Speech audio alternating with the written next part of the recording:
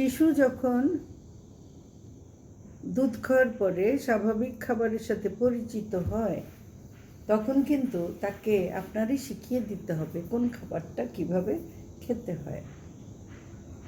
তার জন্য সহজ পাচ্য, খেতে সুবিধা, আকর্ষণীয় স্বাদের খাবার আপনাকেই তৈরি করতে হবে। আপনার বাচ্চার স্বাদ আপনি জানেন।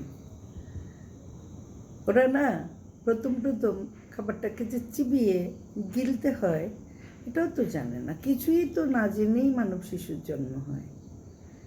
এর মূল দায়িত্বটা পড়ে যায় মায়ের উপর, কিভাবে তিনি স্বাভাবিক খাবারের সাথে সন্তানকে পরিচয় করিয়ে দেবেন। আর ওদের জন্য খিচুড়ি রান্নাটা 1.5 বছর বয়সের মধ্যে ওই পাটটা চুকিয়ে দিলেই ভালো। যত তাড়াতাড়ি তাকে আত্মনির্ভরশীল এবং স্বাভাবিক খাবারের সাথে পরিচিত করাতে পারবেন তারও লাভ, আপনার লাভ।